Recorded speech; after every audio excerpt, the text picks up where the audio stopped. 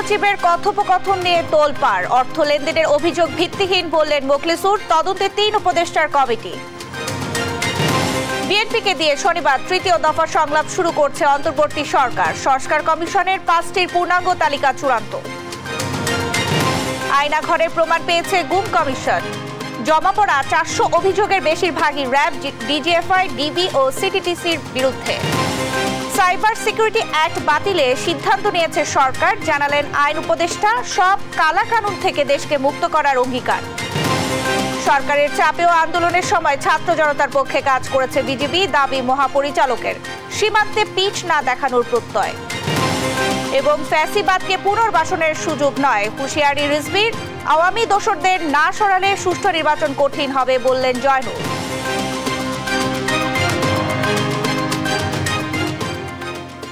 সংবাদ সন্ধ্যায় দেখছিলেন একেএস টিএমটি বার সংবাদ শিরোনাম, সঙ্গে আছে আমি শারমিন নাজি। এবারে বিস্তারিত। ডলারে দিয়েও অর্ধেক 5 কোটি, বাকিটা ক্যাশে। স্যার আপনি যেভাবে বলবেন। হোয়াটসঅ্যাপে চাঞ্চল্যকর এমন কথোপকথন হয় জনপ্রশাসন মন্ত্রণালয়ের সিনিয়র সচিব মোখলেছুর রহমানের সঙ্গে মন্ত্রণালয়ের এপিডি উইংয়ের যুগ্ম সচিব ডক্টর জিয়াউদ্দিন আহমেদের। কোটি কোটি টাকার বিনিময়ে বেসামরিক প্রশাসনের সচিব ও দেশ জুড়ে জেলা প্রশাসক বদলির ভয়াবহ গোপন তথ্য এসেছে দেশ টিভির হাতে। হোয়াটসঅ্যাপে মোখলেছুর রহমান জিয়াউদ্দিনকে বলেন, আরে মিয়া আমি পুরাতন খেলোয়াড়, কেউ কিছু বললে আমার নাম বলবা না, আলী ইমাম স্যার আর আহসান কিবরিয়ার নাম বলবা। বদলি বাণিজ্যের আরও চাঞ্চল্যকর তথ্য দেখুন ফখরুল ইসলামের রিপোর্টে। জনপ্রশাসন মন্ত্রণালয়ের সিনিয়র সচিব মোখলেছুর রহমানের ফোন এটি। 28 অগস্ট থেকে হোয়াটসঅ্যাপ কথোপকথনে একই মন্ত্রণালয়ের এপিডি উইংয়ের যুগ্ম সচিব জিয়াউদ্দিন আহমেদ মেসেজ আদান প্রদান করছিলেন। জিয়াউদ্দিন আহমেদ লিখছেন, স্যার সবাই প্রশংসা করছে। মোখলেছুর রহমান লিখলেন, কি বলে? উত্তরে জিয়াউদ্দিন লিখেন, স্যার সবাই বলে মোখলেছ যোগ্য লোক, মোখলেছ হার্ভার্ড থেকে পড়ে আসছে।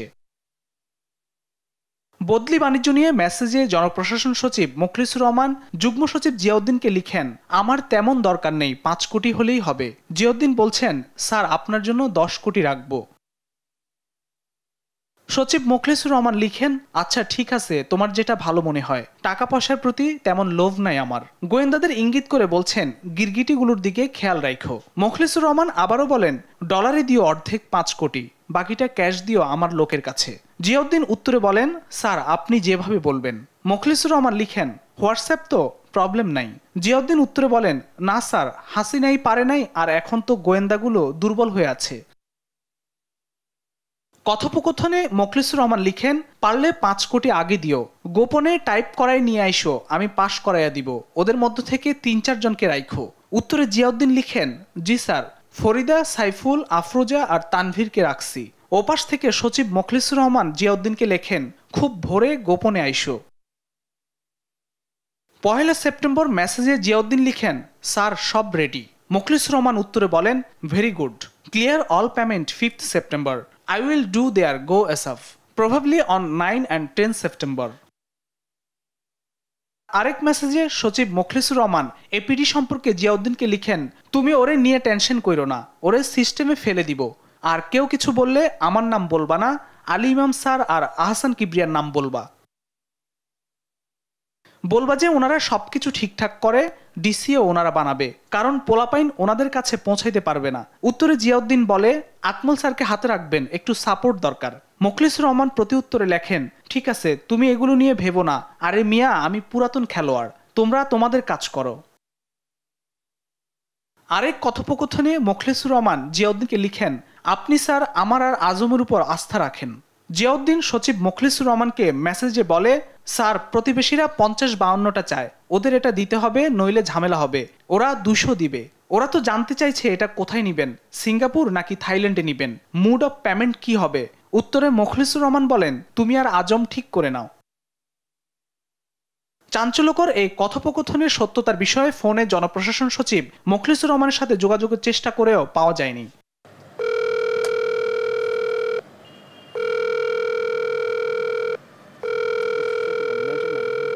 অপরদিকে যুগ্ম সচিব জিয়াউদ্দিন আহমেদের কাছে ফোনে জানতে চাইলে তিনি মেসেজে সচিবের সঙ্গে কথা হয়নি বলে জানান।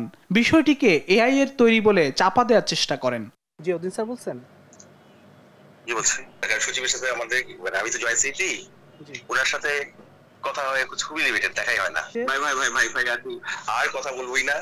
আমি জিয়াউদ্দিন আহমেদ কোনোদিন কোশ্চিন কালেও সচিবকে কোনো মেসেজ করিনি, SMS করিনি, হোয়াটসঅ্যাপ করিনি। আমি এটা আপনাকে রিকোয়েস্ট করছি, আপনি কালকে আসবেন অফিসে, এসে আমি আপনাকে সচিব স্যারের সাথে আমার হোয়াটসঅ্যাপ করে কথোপকথন হয় কিনা সেটা আমি দেখাবো। তবে সচিব মোখলেসুর রহমানের ফোনে সংরক্ষিত জিয়াউদ্দিনের যে নাম্বারটির মেসেজে ফোনে কথোপকথন হয়েছে, একই নম্বরে দেশ টিভিও কথা বলেছে জিয়াউদ্দিনের সঙ্গে। ফখরুল ইসলাম, দেশ টিভি, ঢাকা।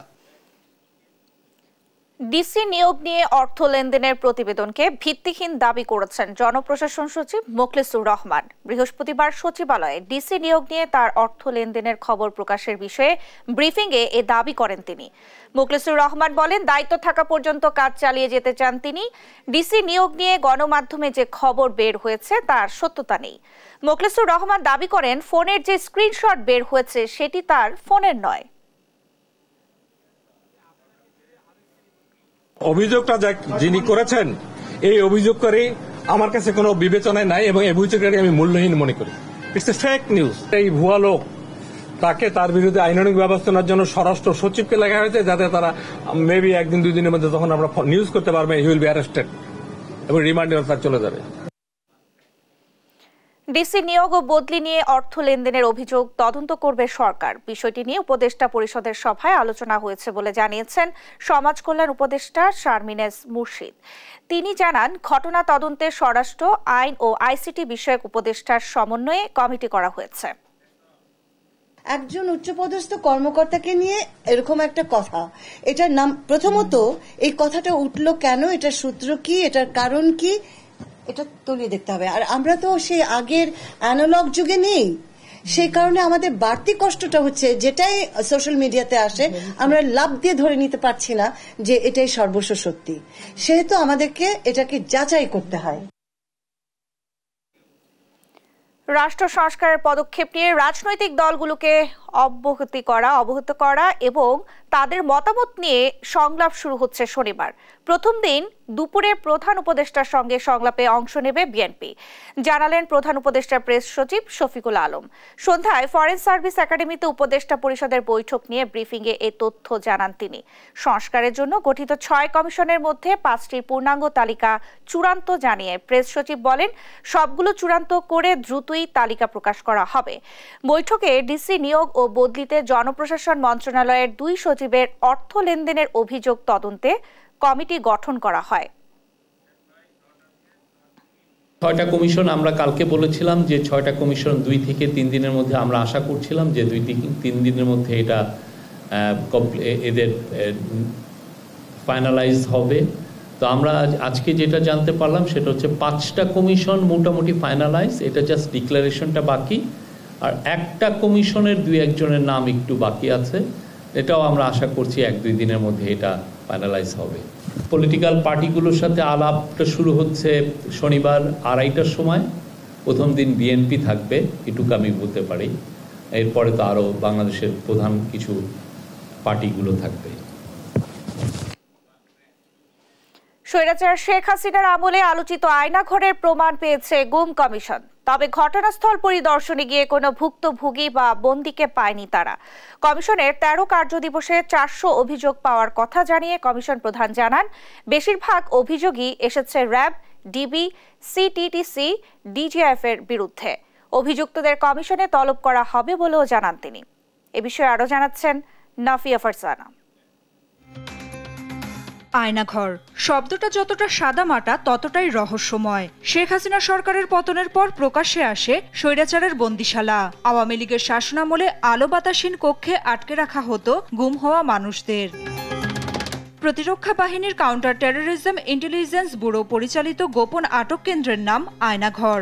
এখানে কমপক্ষে 16টি কক্ষ রয়েছে, যেখানে একসাথে 30 জন বন্দী রাখার সক্ষমতা রয়েছে। আয়নাঘরটি ঢাকা সেনানিবাস এলাকায় বলে জানা যায়। 2009 সালে ক্ষমতায় আসার পর থেকে রাজনৈতিক প্রতিপক্ষ, সরকারের সমালোচক ও ভিন্ন ধর্মাবলম্বীদের দমনে বিচার বহির্ভূত হত্যা, গুমখুনের মতো ঘটনা ঘটিয়েছে আওয়ামী লীগ সরকার। ধারণা করা হয় বিগত সময়ে গুমখুনের অনেক ঘটনার সাক্ষী এই আয়নাঘর। 5 আগস্ট ছাত্র জনতার আন্দোলনে পতন হয় স্বৈরাচার শেখ হাসিনার। এরপর গেল 15.5 বছরে গুমের ঘটনা, ভুক্তভোগীদের সন্ধান, অভিযোগ তদন্ত ও দোষীদের বিচারে কমিশন গঠন করে অন্তর্বর্তী সরকার। এরপর 15 সেপ্টেম্বর শুরু হয় গুম সংক্রান্ত অভিযোগ গ্রহণ। তদন্তের অংশ হিসেবে আলোচিত ডিজিএফআই এর বন্দিশালা আয়নাঘর পরিদর্শন করে গুম কমিশন। এ নিয়ে বৃহস্পতিবার দুপুরে গুলশান কার্যালয়ে সংবাদ সম্মেলনে কমিশন প্রধান জানান, 13 কার্যদিবসে 400 ভুক্তভোগী অভিযোগ দিয়েছেন, যার বেশিরভাগই র্যাব, ডিবি, সিটিটিসি, ডিজিএফআই এর বিরুদ্ধে। আমরা আমাদের কাজ করে যাচ্ছি এবং মানুষের অনেক রেসপন্স পেয়েছি। আমাদের ফর সাবমিশন অফ কমপ্লেইন্টস আমাদের আর্লিয়ার ডেডলাইন বা টাইমলাইন ছিল আপনার 30 সেপ্টেম্বর। টাইমলাইনটা আমরা এক্সটেন্ড করে আপ টু 10 অক্টোবর 2024 করা হয়েছে। আয়নাঘর থেকে ফিরে আসা আমান আজিম সহ সশরীরে 75 জন ভুক্তভোগী অভিযোগ করেছেন। যাদের বিরুদ্ধে অভিযোগ ও তথ্য প্রমাণ পাওয়া যাচ্ছে তাদের তলব করবে কমিশন। ডিজিএফআই এর আয়নাঘর ও সিটিটিসির ইন্টারোগেশন সেল পরিদর্শনে গিয়ে কোনো বন্দী পায়নি গুম কমিশন। নাফিয়া ফারজানা, দেশ টিভি, ঢাকা। লক্ষ্মীপুর ও যাত্রাবাড়ি হত্যার ঘটনায় শেখ হাসিনা সহ 30 জনের বিরুদ্ধে ট্রাইব্যুনালে 2টি অভিযোগ দাখিল করেছে জাতীয় নাগরিক কমিটি। এদিকে বিএএফ শাহীন কলেজের শিক্ষার্থী আহনাফকে হত্যার ঘটনায় আন্তর্জাতিক অপরাধ ট্রাইব্যুনালে আরেকটি অভিযোগ। ট্রাইব্যুনালের মূল ভবন পরিদর্শন করে গণপূর্ত মন্ত্রণালয়ের প্রধান প্রকৌশলী জানান, 3 থেকে 4 মাসের মধ্যে শেষ হবে সংস্কার কাজ। সাবরিনা মজুমদারের রিপোর্টে থাকছে বিস্তারিত।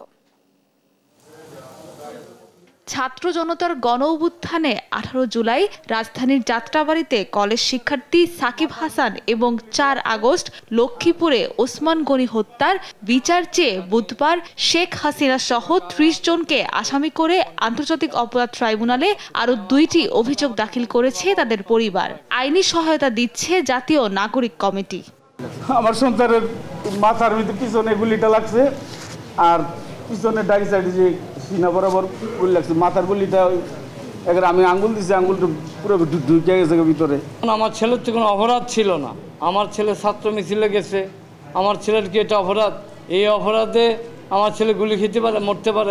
এদিকে 4 আগস্ট মিরপুর 10 নম্বরে বিএএফ শাহীন কলেজের শিক্ষার্থী আহনাফ নিহতের ঘটনায় আরেকটি অভিযোগ জমা পড়েছে ট্রাইব্যুনালের প্রসিকিউশনে। ছেলে হত্যার সুষ্ঠু বিচার চেয়েছেন আহনাফের মা। 4 তারিখ যখন ও যায়, আমি 3 তারিখ ওকে না বারণ করেছিলাম যে বাবা তুমি যেও, কালকে বের হবে না। তো ও আমাকে একটাই কথা বলতো যে আম্মু আমি যাব, আমি আন্দোলনে যাব। চিফ প্রসিকিউটর তাজুল ইসলাম জানান, সুষ্ঠু বিচারের জন্য ভুক্তভোগী শিক্ষার্থীদের গোপনীয়তা বজায় রেখে যে কেউ ট্রাইব্যুনালে মামলা করতে পারবেন। আমরা আজকের এই প্রসিকিউশন টিমের মাধ্যমে এই ছাত্রছাত্রীদের কাছে আমরা একটা মেসেজ দিচ্ছি যে তোমরা তোমাদের সহপাঠী সহকর্মী যারা এই আন্দোলনে শহীদ হয়েছে, আহত হয়েছে বা নানানভাবে ক্ষতিগ্রস্ত হয়েছে, তাদের এই তথ্যগুলো আমাদের ট্রাইব্যুনালের কাছে নির্ভয়ে এসে তোমরা জানিয়ে যাও। তোমাদের নিরাপত্তা, তোমাদের ব্যক্তিগত গোপনীয়তা রক্ষা করার ব্যাপারে বাংলাদেশ এবং আমাদের প্রসিকিউশন টিম, আদালত, তদন্ত সংস্থা আমরা আইনত এটা নিরাপত্তা দিতে বাধ্য এবং নৈতিকভাবে বাধ্য। এদিকে বিচার কাজ উপযোগী করতে ট্রাইব্যুনালের মূল ভবন পরিদর্শন করেছেন গণপূর্ত মন্ত্রণালয়ের প্রধান প্রকৌশলী। পরে চিফ ইঞ্জিনিয়ার জানান, 3 থেকে 4 মাসের মধ্যে শেষ হবে সংস্কার কাজ। আমরা কিছু পোর্শন আমরা রেট্রোফিট করব, আর সব মিলে আমরা আনুষঙ্গিক সংস্কার করে এটা সুন্দর যেন আমরা সুন্দরভাবে বিচার কার্যক্রম করতে পারি, ওই আঙ্গিকে এটা প্রস্তুত হয়ে যাবে। ছাত্র জনতার গণ আন্দোলনে মানবতা বিরোধী অপরাধের দায়ে ট্রাইব্যুনালে এখন পর্যন্ত অভিযোগ জমা পড়েছে মোট 54টি। সাবরিনা মজুমদার, দেশ TV, Dhaka. Cyber security act বাতিলের সিদ্ধান্ত নিয়েছে সরকার। একই সঙ্গে সব ধরনের কালা কানুন থেকে দেশকে মুক্ত করার আশ্বাসও দেন আইন উপদেষ্টা ডক্টর আসিফ নজরুল। বিকেলে রাজধানীর বিচার প্রশাসন প্রশিক্ষণ ইনস্টিটিউটে সাইবার নিরাপত্তা আইন 2023 সংশোধন বিষয়ক মত বিনিময় সভায় তিনি এই কথা বলেন। বর্তমানে সাইবার নিরাপত্তা আইনে মামলা নেওয়া হচ্ছে, যা বর্তমান সরকারের জন্য বিব্রতকর বলে মন্তব্য করেন তথ্য উপদেষ্টা নাহিদ ইসলাম। হাসান মাহমুদের রিপোর্ট। দেখা যাচ্ছে যে পড়াশোনা ভুলে যাচ্ছি, কিছু মাথায় থাকছে না, রেজাল্ট খারাপ হচ্ছে। সাইবার নিরাপত্তা আইনের অপপ্রয়োগে 15 মাসের জেল জীবনের অভিজ্ঞতার কথা বলছিলেন জগন্নাথ বিশ্ববিদ্যালয়ের শিক্ষার্থী খাদিজা আক্তার। আইনটি বাতিলের দাবি জানান তিনি। আমি এই আইন একদম সম্পূর্ণ বাতিল চাই, কারণ এই আইন ডিজিটাল সিকিউরিটি অ্যাক্ট বা সাইবার সিকিউরিটি অ্যাক্ট যখনই শুনি ফ্যাসিস্ট হাসিনার কথা মনে পড়ে স্যার, যেটা সত্যি কথা। সাইবার নিরাপত্তা আইন 2023-এর যৌক্তিকতা নিয়ে অংশীজনদের সঙ্গে মতবিনিময় করে আইন মন্ত্রণালয়। এতে নিজেদের বক্তব্য তুলে ধরেন অংশীজনরা। নতুন আইন প্রণয়নের ক্ষেত্রে আইনটির নাম ও নিবর্তনমূলক ধারা বাতিলের দাবি জানান বক্তারা। অনুষ্ঠানে তথ্য উপদেষ্টা নাহিদ ইসলাম বলেন, আইনের ব্যাপক সংস্কার হলেও মনস্তাত্ত্বিক কারণে সাধারণ মানুষ আইনটিকে গ্রহণ করবে না। সাইবার নিরাপত্তা আইনে নতুন 2টি মামলার প্রসঙ্গ তুলে তিনি বলেন, এই আইনে একটি মামলা হওয়াও বর্তমান সরকারের জন্য বিব্রতকর। আমাদের পক্ষেও মামলা হয়ে গেছে 2টা, আমাদের কটূক্তি করার জন্য 2টা মামলা হয়েছে শুনছি, এবং কারা করেছে, কোন উদ্দেশ্যে করেছে, সো এটা আমাদের জন্য বিব্রতকর আর কি। তো আসিফ স্যারকে আমি আগেও বলেছি, আমাদের এই ক্যাবিনেটে আলোচনা হয়েছে, সো এইটাও আমি আসিফ স্যারকেও এখানেও সবার সামনেই বলছি, বা আপনারা যারা আইন বিশেষজ্ঞ আছেন, এই আইনটাকে ইমিডিয়েটলি কি করা যেতে পারে, সেটা বাতিল বা স্থগিত বা কোনো মামলা যাতে আর না নেওয়া হয় এই মুহূর্ত থেকে, আমাদের এই সিদ্ধান্তটা আসলে মানে খুবই দ্রুত নিতে হবে। নাহলে এটা যদি আইন স্বাধীন বাংলাদেশে এই আইনে আরেকটি মামলা হয়, এটা আমাদের সকলের জন্য আসলে বিব্রতকর হবে। এ সময় আইন উপদেষ্টা doctor Asif Nazrul cyber security act বাতিলের সিদ্ধান্তের কথা জানান। একই সঙ্গে সব কালাকানুন থেকে দেশকে মুক্ত করার আশ্বাসও দেন তিনি।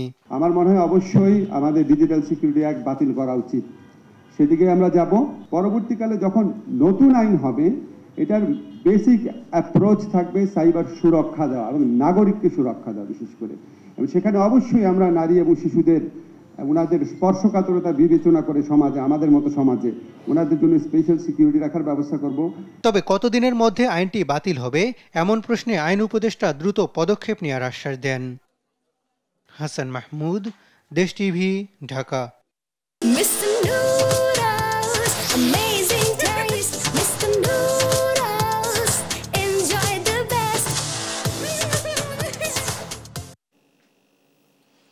সরকারের চাপ থাকা সত্ত্বেও বিজিবি আন্দোলনের সময় ছাত্র জনতার পক্ষে কাজ করেছে বলে দাবি করেছেন বিজিবি মহাপরিচালক।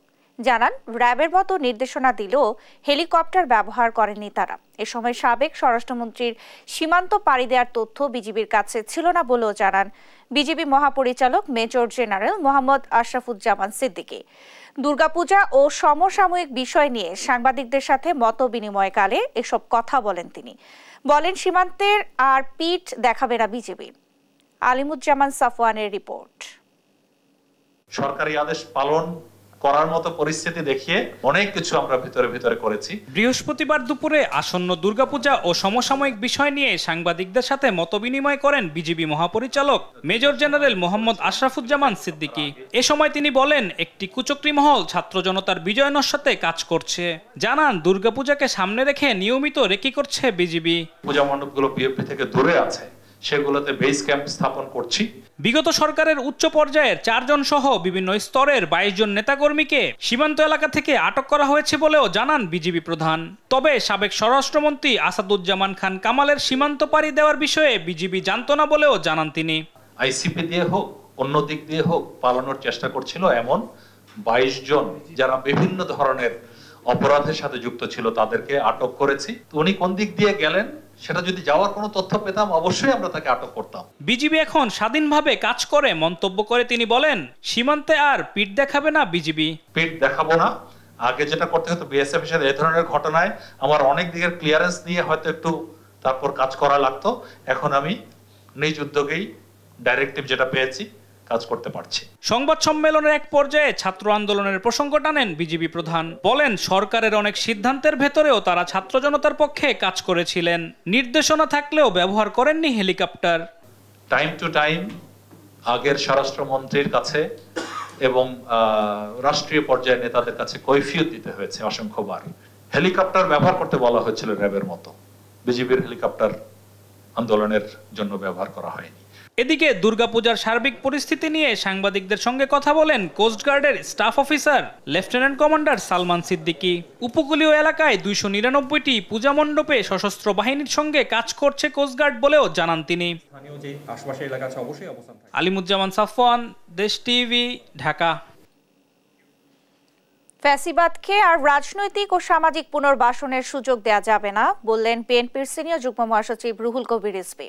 দেশকে গণতন্ত্রের পথে এগিয়ে নিতে দ্রুত সুষ্ঠু নির্বাচনের ব্যবস্থা করতে অন্তর্বর্তী সরকারের প্রতি আহ্বান জানান তিনি। আর অন্তর্বর্তী সরকার ও প্রশাসনে লুকিয়ে থাকা আওয়ামী লীগের দোসরদের বের করে না দিলে সুষ্ঠু নির্বাচন কঠিন হয়ে পড়বে বলে মনে করেন দলের চেয়ারপারসনের উপদেষ্টা জয়নুল আবদিন ফারুক। সাইফুল রিপনের প্রতিবেদন। সাংবাদিক মাহমুদুর রহমানের বিরুদ্ধে করা সব মামলা প্রত্যাহার ও আমার দেশ পত্রিকা খুলে দেওয়ার দাবিতে জাতীয় প্রেস ক্লাবে বিক্ষোভ সমাবেশ করে বাংলাদেশ ফেডারেল সাংবাদিক ইউনিয়ন ও ঢাকা সাংবাদিক ইউনিয়ন। ফ্যাসিবাদের কবলে পড়ে দীর্ঘদিন বন্ধ থাকা গণমাধ্যমগুলো ক্ষতিপূরণ সহ খুলে দেওয়ার দাবি জানান সাংবাদিক নেতারা। আমার দেশ সহ আমাদের যেসব গণমাধ্যম আওয়ামী লীগ সরকার বন্ধ করে দিয়েছিল সেগুলা খুলে দেওয়ার উদ্যোগ নেবেন। এই সরকারের চারপাশে আমরা ফ্যাসিবাদের প্রেতাত্মাদেরকে ঘুরে বেড়াতে দেখছি। আমরা অবিলম্বে এই ফ্যাসিবাদের প্রেতাত্মাকে তাড়ানোর আহ্বান জানাচ্ছি। মাফিয়া তন্ত্রের পুনরুজ্জীবন ঠেকাতে সবাইকে সজাগ থাকার আহ্বান জানান বিএনপির সিনিয়র যুগ্ম মহাসচিব রুহুল কবির রিজভী। তার অভিযোগ, শেখ হাসিনার দোসররা দেশে বিভ্রান্তি সৃষ্টির চেষ্টা চালাচ্ছে। কোনোভাবেই মাফিয়া নাৎসি ফ্যাসিস্টদের পুনর্বাসন বাংলাদেশে হবে না। একটি নতুন বাংলাদেশ, একটি বৈপ্লবিক বাংলাদেশ, একটি গণতান্ত্রিক সুন্দর স্বপ্নময় বাংলাদেশ প্রতিষ্ঠা হবে। সেই দিকেই আমাদেরকে এগিয়ে যেতে হবে। তার জন্য অতি শীঘ্র, অতি তাড়াতাড়ি আপনার অবাধ সুষ্ঠু নির্বাচন দিতে হবে। এদিকে জাতীয় প্রেস ক্লাবের সামনে জাগ্রত বাংলাদেশ আয়োজিত অবস্থান কর্মসূচিতে অংশ নেন বিএনপি চেয়ারপারসনের উপদেষ্টা জয়নুল আবদিন ফারুক। দেশে নতুন করে অশান্তি তৈরির চেষ্টা চলছে বলে অভিযোগ করেন তিনি। আওয়ামী লীগ কেন বাংলাদেশে আবার ক্ষমতা এসে বাংলাদেশের অধিকার ক্ষুণ্ণ না করতে পারে? স্বরাষ্ট্র উপদেষ্টা আপনার অধীনে সৎ ব্যক্তিরা আছে। এই সৎ ব্যক্তিদের দিয়ে বাংলাদেশে এই ঘাপটি মারা লোকদেরকে বের করে দেন, নাহলে আপনারা শান্তিতে আর একটি নির্বাচন দিতে পারবেন না। তারা এই বাধা হয়ে দাঁড়াবে। রাজধানীর মিরপুরে ছাত্র জনতার অভ্যুত্থানের শহীদ তাহমিদ ও মাসুদ রানার পরিবারের খোঁজ খবর নিতে যায় আমরা বিএনপি পরিবার। সেখানে রুহুল কবির রিজভী বলেন, সংস্কারের পাশাপাশি নির্বাচন নিয়েও অন্তর্বর্তী সরকারকে কাজ করতে হবে। যে সুপারিশগুলো তাদের থাকবে, অন্যান্য গণতন্ত্রের আইনের শাসন কেমন হয়, তারপরে বিচার বিভাগের স্বাধীনতা করলে কেমন হয়, সেই জিনিসগুলো মানে যারা নতুন সরকারে আসবে তারা সর্বোচ্চ ভালো মনে করলে তারা সেটা গ্রহণ করে প্রয়োজনীয় যে আইন সংশোধন করা দরকার সেই কাজটা তো করবে, পার্লামেন্ট করবে। ছাত্র জনতার অভ্যুত্থানে হতাহতদের পরিবারের অন্তত একজন সদস্যের কর্মসংস্থানের ব্যবস্থা করার আহ্বানও জানান রুহুল কবির রিজভী। সাইফুল রিপন, দেশ টিভি, ঢাকা। নির্ধারিত সময়ের মধ্যে প্রকল্প শেষ করতে ব্যর্থ হলে সংশ্লিষ্ট কর্মকর্তাদের বিরুদ্ধে ব্যবস্থা নেওয়া হবে বলে জানিয়েছেন বিদ্যুৎ, জ্বালানি ও খনিজ সম্পদ উপদেষ্টা মোহাম্মদ ফাউজুল কবির খান। বিকেলে নিজ মন্ত্রণালয়ে এক ব্রিফিংয়ে তিনি কথা বলেন। আগামী 2025 সালের মধ্যে আরও 35টি ও 2025 থেকে 28 সালের পরিকল্পনায় সব মিলিয়ে 100টি গ্যাস কূপ খনন করা হবে। মধ্যপ্রাচ্যে সংঘাতের ফলে জ্বালানি সরবরাহ যাতে অব্যাহত থাকে এবং মূল্য যাতে সহনীয় পর্যায়ে থাকে সে বিষয়ে চেষ্টা করা হবে। আমাদের যে এখন যে গ্যাস নিয়ে যে একটা বিরাট সংকট আছে, বাসা বাড়িতে গ্যাস নাই, শিল্প কারখানাতে যে গ্যাস নাই, তারপরে হচ্ছে যে ইয়েতে গ্যাস নাই, বিদ্যুৎ উৎপাদনের জন্য গ্যাস নাই, সার উৎপাদনের জন্য গ্যাস নাই। তো এইটা আশা করি যে আমরা যদি এইগুলো আমাদের এই অনুসন্ধানে কূপ খনন অনুসন্ধান এবং ওয়ার্কওভার এগুলো যদি সহজ হয় তাহলে এটার উন্নতি ঘটবে এবং আমরা ওই যে এলএনজি আমদানির যে বিরাট একটা দায়ভার, যে বিরাট একটা খরচ, সেটা থেকে বাঁচতে পারবো। বিদেশ থেকে আসা অধিকাংশ কসমেটিক্স নকল হওয়ায় স্কিনের যত্ন নিতে গিয়ে উল্টো সমস্যায় পড়ছে সাধারণ মানুষ। বৃহস্পতিবার সকালে রাজধানীর কারওয়ান বাজারে জাতীয় ভোক্তা অধিকার সংরক্ষণ অধিদপ্তর ও association of skin care and beauty products manufacturers and export of Bangladesh আয়োজিত এক সেমিনারে বক্তারা এসব কথা বলেন। মেড ইন বাংলাদেশ ট্যাগযুক্ত পণ্যের মান বিষয়ক এই সেমিনারে বক্তারা জানান, স্কিন কেয়ার মানে শুধু ফর্সা হওয়া নয়, ত্বকের সঠিক উজ্জ্বলতা নিশ্চিত করা আসল স্কিন কেয়ার। এর জন্য ত্বকের সঠিক কসমেটিক্স ব্যবহারের বিকল্প কিছু নেই। বাংলাদেশের মানুষ বিদেশি পণ্য কিনতে পছন্দ করে, এই সুযোগে বিদেশি পণ্যের মোড়কে প্রতারক চক্র নকল কসমেটিক্স বাজারে ছাড়ছে বলেও জানান তারা। বাংলাদেশে বিউটি প্রোডাক্টসের চাহিদা দিন দিন বৃদ্ধি পাচ্ছে বলেও জানান বক্তারা। আমাদের দেশে আমরা সবাই মনে করি যে সুন্দর মানেই ফর্সা, কিন্তু অ্যাকচুয়ালি সুন্দর মানে কিন্তু ফর্সা না। সে ছেলে হোক মেয়ে হোক, একটা উজ্জ্বল স্বাস্থ্যকর ত্বকই হচ্ছে সবচাইতে বড়। সে ত্বক যে শুধু আমাদের মুখ পর্যন্ত তা কিন্তু নয়, মাথা থেকে পা পর্যন্ত। আমরা অলওয়েজ চাই যে মার্কেটে যেন কোনোভাবেই কাউন্টারফিট প্রোডাক্ট না থাকে, কারণ বিজনেস যদি একটা দেশের ভালো না হয়, বিজনেস যদি স্মুথ না হয়, একটা দেশের ম্যানুফ্যাকচারিং ইউনিটগুলো যদি ঠিকমতো ফাংশন না করে, কমোডিটি প্রোডাকশন যদি ঠিকমতো না হয়, সেই দেশের ইকোনমি কিন্তু রান করে।